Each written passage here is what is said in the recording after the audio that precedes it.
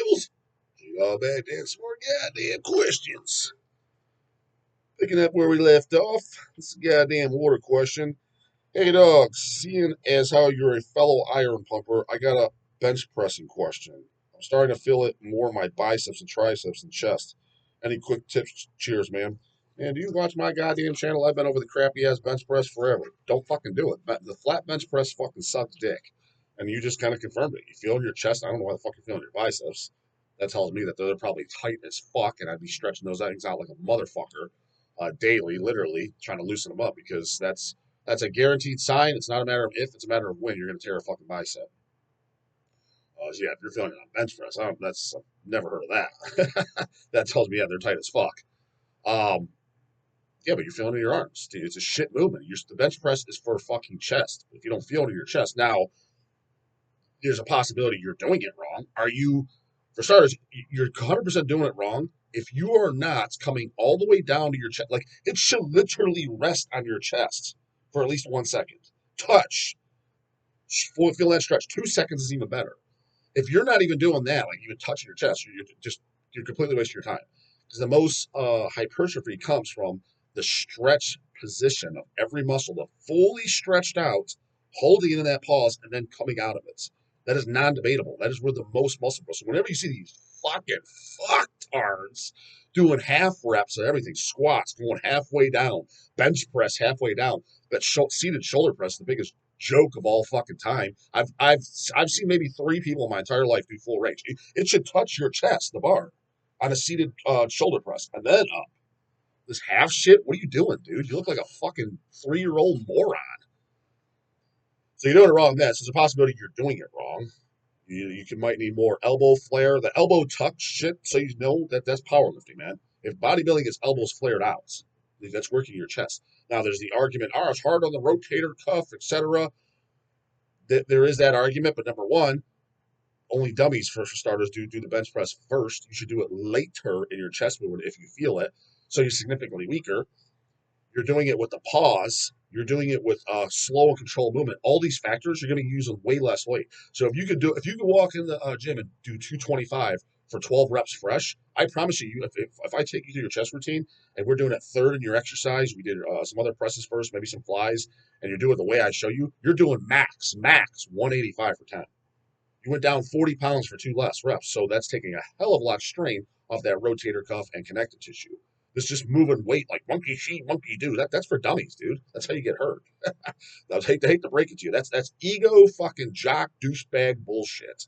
How much weight can I move? Who cares? What does that translate to? If you're a competitive power lifter and you're making money at the endeavor, okay, yeah, that's what that sport is moving weight from A to Z. Anything outside that, you compete in powerlifting, bro? No. Then you are a complete fucking moron for caring how much weight you move. Doesn't translate to anything. A, nobody gives a fuck. The only dudes you're impressing are 16-year-old kiddos and fucking fuckhead gym bros that are just meathead, douchebag, fucking dumbasses who like the fat ball game on the weekend, whose opinions are fucking irrelevant. Doesn't translate into how your physique looking better. Usually translates into looking worse. You ain't impressing chicks. Chicks don't give a fuck how your physique looks or how the fuck much weight you move. I'm just telling you they fucking don't. That is a flat out fact. Now, don't be wrong, can't be a deplorable fat ass that care to some extent of how you look. But if you're just lean with abs, you can't be some scarecrow either. But if you're like a fucking Brad Pitt physique, Jason Statham, that is all you need. If you're just trying to attract chicks, and then get rid of that goddamn 2x4 personality, and get that money up. The money will get them in. That'll get the pussy rolling in no time. Chick's favorite thing is goddamn big wallet. I don't care what any of them tell you. They'll deny it to the end. Why do you think fucking old ass men who are 80 years old who are multimillionaires? Why do you think they're with the fucking hottest woman on earth? You think that's coincidence? They fucking know, dude. That's what matters most. So what I'm getting at is, if you're doing this for chicks don't fucking care. So you can throw that shit out of the way. If you're gay, hell yeah, brah. You'll attract all the dudes in the world. The only compliments I get on a regular basis, especially if I'm a tank top, it's always dudes. Every single fucking time is a dude. Every time. I have never been in the gym and I had a compliment from a female. Ever. Not once. Zero. Zilch. Never. Guys, almost daily. Especially if I don't have my headphones in. and if I'm not covered up. Which at this time I'm usually in a tank top or something because it's scorchers fucking hot out now, and I sweat my balls off. Just in general, I sweat much, especially with my fast metabolism. I'm drenched in sweat, so I'm significantly covered. Like you could, if I'm wearing a t-shirt now in the gym, I can literally take it off and wring it out. I'm not even trying, and it's like I just got out of the shower. So that's the reason I wear tank tops in this time. In the summer, in the winter time and shit, when it's cooler, I always stay covered up. I want to be as covered up as possible because you got douchebag fucking just dudes. I ain't into dudes, brah brah. That's what complimenting me. So yeah, throw that bench in the trash, brah brah. Garbage movements. Well, what do, brah brah? If you like any free bar movements, the incline barbell is good. Bringing it all the way down to the upper chest, not down here to your fucking nipple, dumb. We're working upper chest, down to fucking here, and make sure I better see a pause off that motherfucker touching the chest. I'm gonna jam it into that throat and strangle you out. I'm sick of seeing these half rep half assers. Dumbbells if you feel it, flies. The Smith machine is king. Smith machine, fucking incline Smith. Every single pro knows that. If you see, look up any of some of the top pros. There's exceptions to every goddamn rule, but nowadays almost all of them do incline Smith. It's amazing. You can feel it exactly where you want in the pecs. A lot of the hammer strengths are good too. Decline, the decline feels amazing. I can no longer do the decline with my pec tear though. That's the only thing that causes pain. But I can do the flat hammer. Incline hammer, I'm not a big fan of. I don't feel it too much. I feel it more than the shitty ass flat barbell bench, but I don't feel it a ton. But Smith on an incline and hammer flat. Any of the flies, dumbbell flat flies, I do feel, but with a higher rep range. So like 12 to 15 reps. If you go too fucking heavy doing eights, I don't really feel it. Um, Pec decks, amazing, love them. Cable cable flies are great. However, you need two to do it, and there's rarely it's ever open. There's always some douchebag on there that's got no business even being on there. So I rarely do them. But if it's open, I do like them. The cable crossovers, those fucking feel phenomenal. Yes, chuck the flat bench. That's ego shit, brah. That's garbage. Chuck it in the trash. Just wasting your time and just a pec tear waiting to happen. And you don't even feel the muscle you're trying to work, brah. Dog helping out all kinds of guys. Alex Gilberts. He resent this in an email. He said it was an order. Alex is the dude I was hanging out with. Was he on video? I can't remember if we did it on video now. He was when I went out and met with Eric Al. Him and Eric Al are good buds.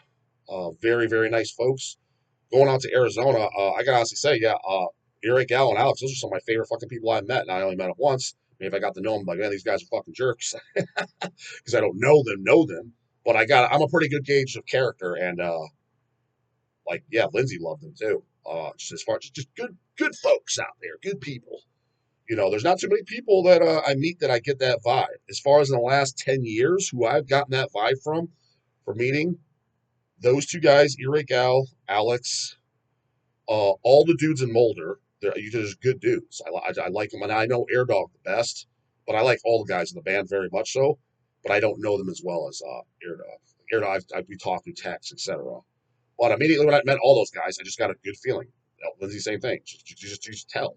Just like Air Dog girlfriend, just really cool person, just very friendly. You can tell they're good fucking people. Scott and I, Mike from Cyanide too. I get the impression he's a good dude, but he's a tortoise in a shell. Doesn't come out. He's a little, you gotta watch. He's quiet, but I get the vibe that he's a good fucking dude. But you gotta like tug at him a little bit. Give him a couple fucking gallons of that goddamn that pitcher of fucking beer too. Drinks around the pitcher. And loosen him up, but he's significantly quieter than Scott and I, so I know Scott much better. As far as that, I mean, I met a lot of guys I like in the last 10 years, especially the channel, people coming up to me. But as far as that, I just got a very, very good vibe from the first time I met them. I'm sure I'm forgetting a couple, but those guys for sure. And Alex will happen to be one of them, goddamn it. So, probably shooting something else, yeah. Next time we're going out to Arizona, meet up with Eric Al, and I'm sure Alex will go with them because, like, from what I get, neither one of them said this, but I just get the vibe that they're like best friends. Could be wrong, but I strongly get that impression. So, anyways, Alex's question is: do you go to any local record stores every now and then and browse? No, but yes. I mean, I would say never. For example, if the best one here in Cleveland is My Mind's Eye. Charles runs it, and we're I don't know if we're friends, but we're kind of friends. I mean, I like that he's funny as shit. I'll give him that. The incredibly awesome Rob Halford gay. That's what he said one time, dude. Fucking I think I told that story. As it's me and Craig in there. This is years ago, easily 15 years ago, probably more. Um, and there was a guy. I don't even think he knew the guy. He's like, but a customer. Maybe he's seen him a few times, and me and Craig are in there shopping. And I think it was a later AC/DC record. Oh, maybe it was like Fly on the Wall or something. No, it couldn't have been that because he likes that record. I want to say it was AC/DC though. But whoever, he pulled out the record and he's like, "Hey Charles, is this album any good?" And Charles is like, "Hell no, that album's gay as hell." And I'm not talking the incredibly awesome Rob Halford gay either. So he's who owns My Mind's Eye. That's a really good store. It sells all kinds of music though. Like he doesn't just sell metal, although he's got a lot of metal in there. Metal, punk, hardcore. Charles is the guy that got me into bands like the Zero Boys and shit. Like that Zero Boys album, I do like. There's a few songs I don't like on it, but there's some really good songs on there. As a whole, I do like the record. 7 Seconds. He's the guy that got me into them. Um, Seems like a lot of the punk stuff. Negative Approach, it was technically through Big D, but I think I bought it at Charles.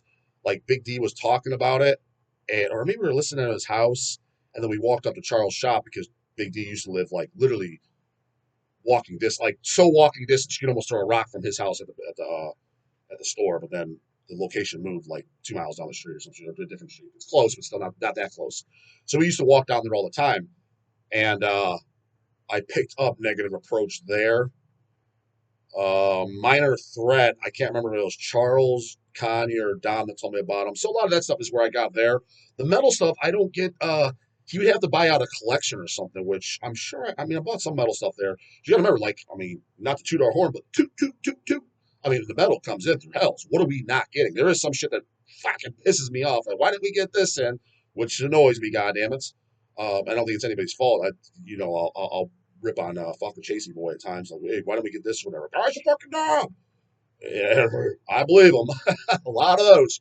Well, how's he not? Didn't reply. Like, for example, I'll give you an example. God, why'd you throw him under the bus? Not throw him under the bus. This is a shout out. Reply to us, goddammit. Van Records. We don't have the new attic. Even goddamn Puke Bomb, Matt Jones. Shout out to Puke Bomb, goddammit. You Stone Christ Pizza. Some scrumptious goddamn pizza. He's a cool fucking devil. A little on the quiet side, but he knows what's up. Long time old devil. Loves macabre too, just like the dog, goddammit. Anyways, he even asked, like, yeah, when you guys get the new attic? Who knows? Because I even asked, well, you got it, dog. Yeah, I pre-ordered the fucking thing. Like, I bought the box set, the shirt, and the CD. Now he sent it. And the thing is, it's annoying. JC Boys, one place, like, dude, and I know we did. And he's like, we used to do co-sign with this. The guy doesn't reply. I was like, did you email him for the new Matic? Yeah. I was like, well, maybe he just doesn't want to do co-signment. Like, just tell him, hey, bro, we need 30 LPs, 30 CDs. We'll wholesale, just pay you now. Did. I was like, what'd he say? No reply. I'm like, really? Yeah. I was like, so there you go.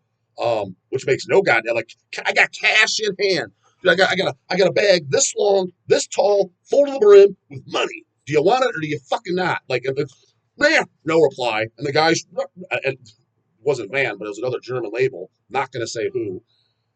Years ago, questioned in Sea Dog and email. I just don't get it. Like, how did Hell's Headbangers? Like, you already surpassed me. I was doing it a few years before you guys were. How'd you bypass me? He's laughing. Something. This guy's a fucking knob. He's like, dude, you take forever to reply. Your packages, when you get your goddamn packs from me, it looks like a fucking elephant sat on it. You're just a jackass. No wonder you're fucking not successful. If you can't reply to a fucking wholesale email, I'm sorry, you're not going very far in business. Cash in hand, bro. Man, delete. Who the fuck does that? I mean, it wasn't like, hey, bro, here's my crappy demo. We're from Israel, and we sing some fucking hippie fucking black metal, and then we throw in some blasphemy there. Check us out. What do you think, homie? I mean, yeah, delete. I don't care. That shit, I wasn't asking that. I had cash, brah. Raw USD. Fresh Benjamins, ready to blow. Just not interested. Just not interested. What fucking are you all with this goddamn essay? Yeah, if so, what are the best stores in your Ohio area you recommend? My Mind's Eye. 3 word. My Mind's Eye. That's the name of the place. Not to be a smartass, just so we got it, goddammit. Walk in there, tell them the dog sent you. Actually, don't tell them the dog sent you. Tell them Justin Horrible sent you. One other goddamn funny story. Dog's got all kinds of them, goddammit. It's that goddamn Maryland Death Fest. I think it was the second day. It was either Saturday or Sunday. And we were vending, and Metal Haven was vending like a rock throw across from us, like 2 stands over across from us. He had his stand, Metal Haven, Mark, Metal Haven. No Mark for years, goddammit. Done all kinds of business with him. Mark, cool guy. Shout out to Mark out in Chicago, Metal Haven, goddamn, check him out. So every time I go to Milwaukee, you see them, say hi and stuff like that. And Friday we get there set up. Hey, Mark, how's it going? Hey, bro, what's going up? Just shooting the shit, catching up. And come Saturday, Mark's an early riser, goddamn it. He's ready to roll. He got there before the dog. The dog was there before the doors open. Easy, naturally late as fuck. And that's part of the purpose of why I didn't get there and leaving a little earlier, because I already knew Easy's going to be early, late, and Easy's got the goddamn cash register, so people go shopping. I got nothing, brah. He's got the laptop to the computer, and he's got the cash. What I want to buy? We're down, brah. Happens every year, so I already know he's going to be an hour late, so I show up conservatively. Doors open at 1, dog's there at like noon. What's his face? Mark, he's there like 11, right? Sipping on his coffee. But there was early access, and I think it was noon. So I got there around 12:15, let's say. Early access was for the VIP people, whatever the fuck it was, because some fans were allowed in, but there wasn't everybody walking around. And fucking Mark comes up to me, and when I first get there, he's like, yeah, guys were asking if you guys are going to be here. He's like, yeah, I had this one kid, he comes up to me. He's like, yeah, is Hell's Headbangers here? Yeah, they're here. They haven't arrived here yet today. He's like, yeah, they're here. They're stands right there. Oh, fuck yeah. Is Dog here? He's like, who the fuck is Dog? Like, oh, you're Justin. Hey, Dog. Oh, I just call him Justin. Yeah, he's here. I didn't see him arrive yet, but yeah, he will be here. Who the fuck is Dog? Charles will say the same thing. Dog. Who the fuck is Dog? He knows we got Justin. Sometimes there's diamonds in the rough to be found in the used section. Yeah, there is, and that's usually and I do look every time I'm in there, just I'm not in there often. We have a place called, I don't know how far out they go because it is a franchise. There's multiple locations. I don't think they're outside the state of Ohio, but I don't know either. It could be just Ohio, but they have multiple locations. It's called the Record Exchange. They sell CDs, LPs, DVDs, video games. It's a pretty cool store. I'm not gonna lie, it is a pretty cool store. Like for example, if the new Deicide comes out, the new Cannibal, new Cradle of Filth, Behemoth, Mayhem, any of that stuff, they're definitely gonna get it, like a fresh copy. But they have a used selection too, and yeah, you can find some cool stuff. As a matter of fact, I did buy something last time I was in there. I bought the Dio triple CD. It wasn't used; it was brand new. Dio Holy Diver triple CD box. Like it's not a box, but it's like a book. It looks nice as fuck, and it had a live show from back in that era. I was like, oh, I definitely want this because I actually do like that album quite a bit actually. It's a heavy metal record that I definitely listen to yearly. I bought that when I was there, and I think I might have bought an LP, but nonetheless, I was there one time, and I got a kick out of it flipping through the used records. Granted, I didn't need it because I haven't. There was the Setnex LP that Hell's put out years ago. We're talking early Hell's days. God damn it. The Decadence LP, is that what his title was called? So goddamn long, I forget the goddamn title. We did 100 picture discs. Fuck, I don't remember if we did a color, I think. But I remember the first 100 were on picture disc, and there's black vinyl. It's a good record. Not my favorite record by him, but I like that record. I like my favorite Setnex albums are probably Diabolical Desecration and Hell Brigade. I mean, the old heads are going to all say Subconscious Lobotomy, which is a good album, but I heard that much later on. To be honest, the album after that we put out, the LP of it, I kind of like stopped paying attention to them. Not because I kind of confused. Like they broke up, and then it's like, well, now Demonical's fucking Setnex, and then Setnex came back again. I'm like, what? Like I'm confused. Like I thought it was Demonical now. Demonical's like I'm fucking confused. So maybe they're great, the ones after the Decadence album that we did, but I don't think I ever listened to any of them. Demonical I like. It's more Swedish death metal. That's probably unnecessary, but they have some songs that are extremely fucking good.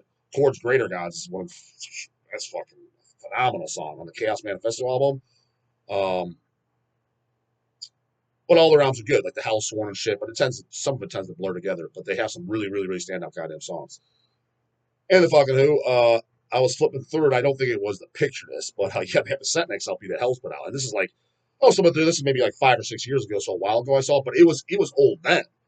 I'm like, oh, so obviously what it is, somebody sold their goddamn collection. I just thought that was fucking hysterical because you would net, like, if somebody said, yeah, what do you think the odds Record Exchange has the Hell's Headbangers pressing the Set next LP? You did that back in the, like, this was back when me and my brothers were living in our parents' house when we put that out.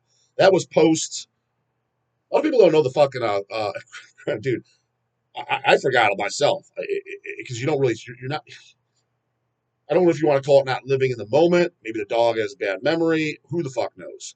But I couldn't even remember for the life of me what was the first LP we did. So I did the math and went back and looked at it. It was Evil Incarnate, Blackest Hymns of God's Disgrace. Technically, their first album. I always thought their first album was Blood of the Saints, but it's not. They're two demos on one disc. That was their first CD release. Blah, blah, blah, blah, blah. First studio album was Blackest Hymns of God's Disgrace.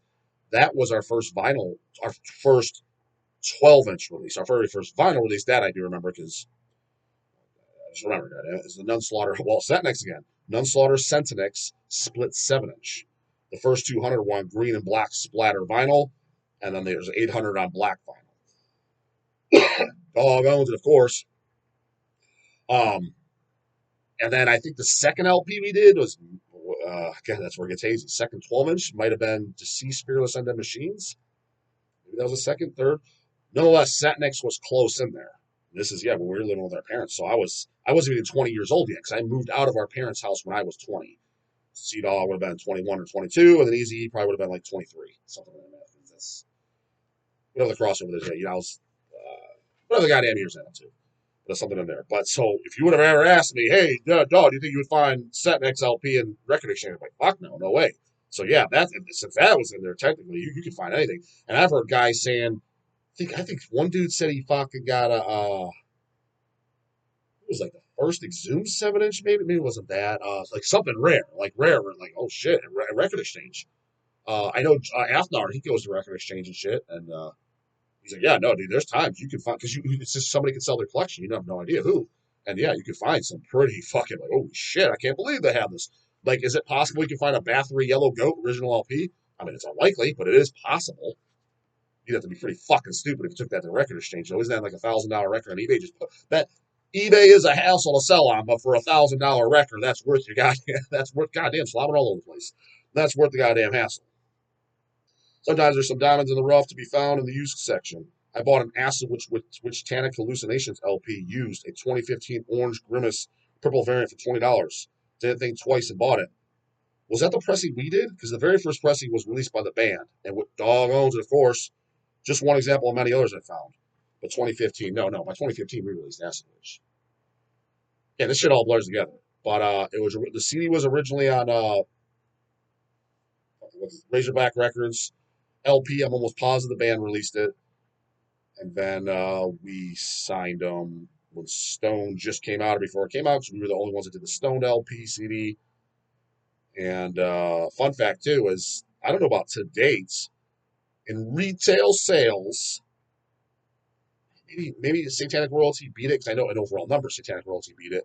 But I remember when the Stoned LP first came out, I remember we pressed it with a different plan. I don't remember why we did the plan we did, but nonetheless we did. And in retail sales, which we did like 1,000, they were gone like in a month. And I remember as I was packing those fuckers, I'm not talking trades, I'm not talking wholesales. It was like you don't. Well, yeah, it's normal, dog, right? 1,000 LPs, pretty much all in retail in a month. Let's put it to you this way: that never happens, ever, zero, zilch, ever. And again, with the exception of maybe midnight or something. But I remember when that happened. Holy fuck! People like the witch. God damn. And then was that 2015? I don't fucking know. Who the hell knows? Because then we did repress Witch Tannic, but it was after the Stone. Because the first pressing, remember, the first fucking Acid Witch we pressed was Stone on vinyl, and then repressed Witch Tannic before Evil Sound Screamers came out. Yeah, I'm pretty sure we pressed. Yeah, I'm pretty sure we pressed that. Again, shit all blurs together like a goddamn motherfucker. When you're on this shit 24/7, 7 days a week, 365 days a year, for years, for literally over half my goddamn life at this point, it's just the normal day. It's like brushing my teeth, so it blurs together. Like, hey dog, do you remember how your toothbrushing on fucking December 11th was as opposed to 3 weeks ago? I don't know, fucking same. I mean, it's literally the same shit over and over. So it blurs the fuck together for me. So, goddamn story time for you. Comes with you know what we're gonna do. What is the guy skin by the morning? Later, goddamn it.